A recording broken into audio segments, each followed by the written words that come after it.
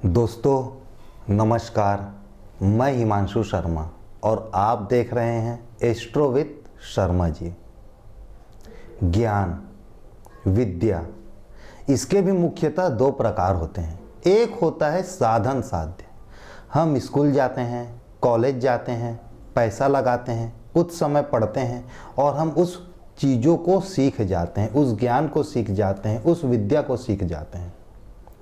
लेकिन ज्योतिष सिर्फ साधन साध्य का विषय नहीं है, यह साधन साध्य के साथ कृपा साध्य का भी विषय है। मैं व्यक्तिगत रूप से आप लोगों से अनुरोध करता हूं कि आप हमारे इस channel astro with Sharma ji के माध्यम से जब भी ज्योतिष सीखने का प्रयास करें, उसके पूर्व 1 मिनट उस परमेश्वर के सामने, अपने इष्ट के सामने दोनों हाथ जोड़कर उनसे प्रार्थना करें, हे प्रभु, मैं ज्योतिष सीखने जा रहा हूँ, आप अपनी अनुकंपा मुझ पर बनाए रहें, आप अपना आशीर्वाद मुझ पर बनाए रहें। ज्योतिष शास्त्र सिर्फ साधन साध्य का विषय नहीं है, इसे सीखने के लिए ऊपर वाले की अनुकंपा अति अनिवार्य है। चलिए फिर आज के कार्यक्रम को प्रारंभ करते हैं। कुछ दिन पहले मेरे पास एक कमेंट आया हुआ था, ससुराल को किस भाव से देखा जाता है। मुख्यतः हुआ यह कि हम सबसे प्रथम कालखंड में ही, प्रथम कार्यक्रम में ही 12 भाव के विषय में किन किन भाव से किस किस विषय का फलादेश किया जाता है, इस विषय में और बात किए थे। मैं हर एक भाव से लगभग 5-6 चीज़ें आपको बताया था। कुंडली में कुल 12 भाव होते हैं, तो 12 पंचे 60 चीज़ें मैं आपको अधिकतम उस दिन बताया रहा हूँगा। भाई प्रश्न करता तो सैकड़ों तरह के प्रश्न कर सकते हैं। तो चलिए आज मैं आपको एक क्लू देता हूँ। आप यकीन मानिए कि आज के कार्यक्रम को देखने के बाद आप इन्हीं 12 भाव से हर तरह के प्रश्न का जवाब दे पाएंगे। जातक आपसे चाहे कुछ भी प्रश्न करे, आप उसका जवाब दे पाएंगे।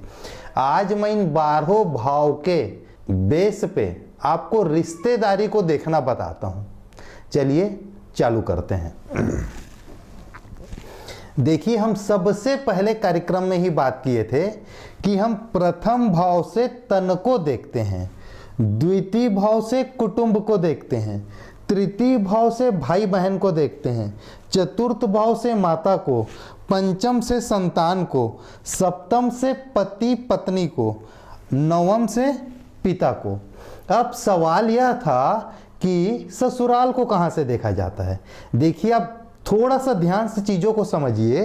ये पहला जो भाव है यह जातक का तन है और दूसरा जो भाव है इसका कुटुंब है। मतलब ये जिसकी कुंडली है यह उसका शरीर है और यह भाग उसका कुटुंब है, उसका परिवार कैसे जन्म में हुआ है। चूंकि हम प्रथम कालखंड में इस विषय में बात किए थे कि 7वां भाव जो होता है वो जातक के पति या पत्नी का भाव होता है, तो इससे दूसरा भाव, इस प्रथम भाव से दूसरा भाव इस जातक का कुटुंब हुआ, तो यह उसके पति या पत्नी का घर है। इससे अगला भाव, जिस प्रकार से इस जातक से अगला उसका कुटुंब हुआ, इसी प्रकार से यह पति या पत्नी जो है, इससे अगला भाव इस पति या पत्नी का कुटुंब होगा। तो इस जातक के लिए क्या हुआ, यह ससुराल हुआ। मैं मान लेता हूं 2 मिनट के लिए कि यह एक पुरुष की कुंडली है, उस पुरुष के लिए दूसरा भाव उसका कुटुंब हुआ, 7वां भाव उसके विवाह का भाव हुआ, उसके पत्नी का भाव हुआ। तो ये पत्नी का घर है, पत्नी का कुटुंब है। तो इस जातक का यह क्या हुआ, ससुराल हुआ। इसी प्रकार से देखिए, प्रथम कालखंड में हम बात किए थे कि तीसरे भाव से हम छोटे भाई बहनों को देखते हैं।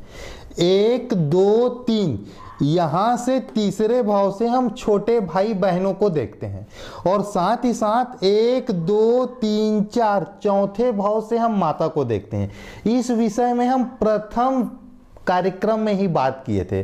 अब आप समझिए मैं जो चीज आपको बोलना चाहता हूं, 1 2 3 4, सबसे पहले आप इस जातक के माता जी के ऊपर आ जाइए। यह किसका भाव है? जातक के माता जी का। और आपको मालूम है कि तीसरा जो भाव है 1 2 3, तीसरा भाव जो होता है वो भाई बहन का भाव होता है।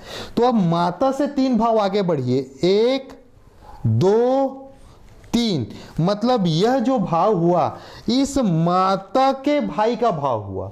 तो इस जातक के परिप्रेक्ष्य में यदि मैं बात करूं तो यह जातक के मामा जी का भाव हुआ। यहां से हम इस जातक के मामा जी के विषय में फलादेश करेंगे। ठीक है। अच्छा देखिए, 1 2 3 4 5 6 7, आपसे 7वां घर आपके पत्नी का घर है, आपके पति का घर है। अब आपको यह मालूम है कि 1 2 3, आपसे जो तीसरा घर है यह आपके भाई बहन का घर है। अब यहां से आप 7 घर आगे बढ़िए। जिस प्रकार से आपसे 7वां आपकी पत्नी या आपके पति का घर हुआ, उसी प्रकार से इस भाई से 7वां घर, मतलब यह भाव जो 9वां भाव है, जो आपका भाग्य का भाव है, जो आपके पिता का भाव है, यहां से हम आपके भाई के पत्नी या बहन के पति का भी फलादेश करते हैं। इन्हीं 12 भाव से हमें सैकड़ों तरीके के प्रश्न का जवाब देना है। प्रश्न करता चाहे कुछ भी प्रश्न करे। अच्छा एक चीज और है, 1 2 3 4 5, यह हमारे संतान का भाव है। हम प्रथम कालखंड में इस विषय में बात की थी कि जो 5वां भाव होता है वह संतान का भाव है। अब यहाँ पर जातक की कुंडली है और उसका सवाल यह है कि मेरी पुत्र वधू कैसी आएगी। आप, मेरे बच्चे का मेरे पास कुंडली नहीं है, आप मेरा कुंडली देखें और आप मुझे यह बताएं कि मेरी पुत्र वधू कैसी होगी। तो हमको यह मालूम है कि 1 2 3 4 5, जो 5वां भाव होता है, चाहे यहाँ नंबर कुछ भी लिखा हो, यह कुंडली 3 नंबर से चालू हो, 5 नंबर से चालू हो, 12 नंबर से चालू हो, यहां से गिनते हुए हमें 5वें भाव में आना है। 1 2 3 4 5, जैसे ही हम 5वें भाव में आएंगे तो यह हमारे संतान का भाव हुआ। अब आपसे 7वां आपके पत्नी का भाव है, तो आपके संतान से 7वां, मतलब यह जो 11वां भाव है, जो आपके लिए आय का विषय है, जो इस कर्म को करने वाले लाभ को जो भाव प्रदर्शित करता है, यहीं से हम पुत्र वधू के विषय में भी फलादेश करते हैं। अच्छा इसी प्रकार से जैसे यह आपके वाणी का भाव है, दूसरा भाव न सिर्फ आपके कुटुंब का भाव है, साथ ही आपके धन का भाव है, आपके वाणी का भाव है। इसी प्रकार से यह माता से जो अगला भाव होगा, यह चूंकि इससे दूसरा आपके तन से दूसरा आपकी वाणी का भाव हुआ, इसी प्रकार से यह आपकी माता का भाव है, यह आपकी माता का तन हुआ, इससे दूसरा भाव, यहां से हम आपके माता के आर्थिक स्थिति, माता की स्थायी संपत्ति, माता के वाणी, इन सब चीजों का फलादेश करते हैं। ठीक है। अच्छा एक चीज और, यह 12वां जो भाव होता है यह व्यय का भाव है। यह हमारा तन है और इससे 12वां, यह हमारा तन है और इससे 12वां व्यय का भाव हुआ। यह जेल यात्रा का भाव है, यह हानि का भाव है, यह व्यय का भाव है। तो जैसा कि हम प्रथम कालखंड में बात किए थे कि 8वां भाव हमारे आयु का भाव है, 8वां भाव हमारे आयु का भाव है, तो इससे द्वादश, जैसे इससे 12वां घर यह है, 1 2 3 4 5 6 7 8 9 10 11 12, इससे 12वां घर हमारे व्यय का भाव है। इसी प्रकार से यह जो हमारे आयु का भाव है उससे 12वां घर यह आएगा। आप यहां से काउंट कीजिए 1 2 3 4 5, इस प्रकार से जब आप यहां पहुंचेंगे तो यह 12वां घर होगा।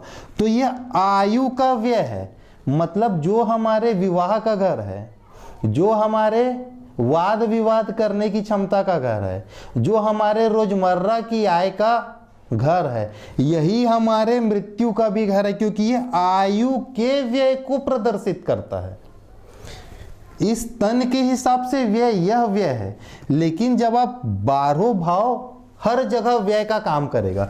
जिस प्रकार से यह माता का घर है तो माता के व्यय को हम यहां से देखेंगे, क्योंकि इस भाव से यदि मैं गिनना चालू करूं तो यह जो 12वां जो भाव होगा वह यह वाला भाव होगा। 12वां भाव, हर भाव से जो 12वां भाव है वह उन चीजों के व्यय को दिखाता है। अच्छा, एक बहुत बड़ी चीज और है, बिल्कुल ध्यान से देखिएगा, बिल्कुल ध्यान से समझिएगा। मैं आपको एक चीज बोला था कि 5वां जो भाव होता है वहां से हम संतान को देखते हैं। यहां तक तो सब कुछ ठीक है, लेकिन दूसरा पुत्र, यहां से हम संतान को देखते हैं, यहां तक तो सब सही है, लेकिन दूसरा जो पुत्र होगा वह सिर्फ आपकी संतान नहीं है, वह इस प्रथम संतान की भाई या बहन भी है। प्रथम संतान को तो हम 5वें भाव से देखते हैं, यहां तक ठीक है। मैं फिर से रिपीट करता हूं, जो दूसरी संतान है वह प्रथम संतान की भाई या बहन है।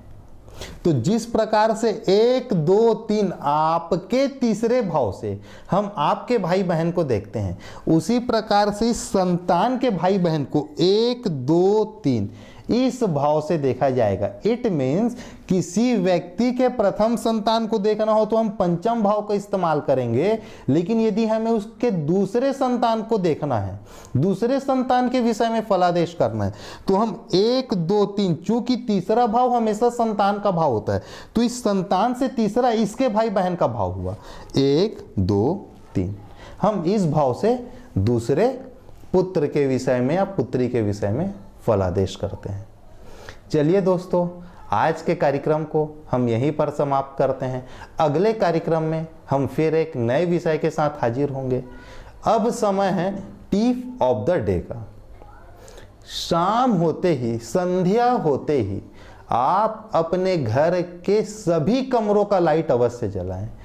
शाम के समय, संध्या के समय घर में प्रकाश नहीं करने से निगेटिव एनर्जी घर में प्रवेश करती है।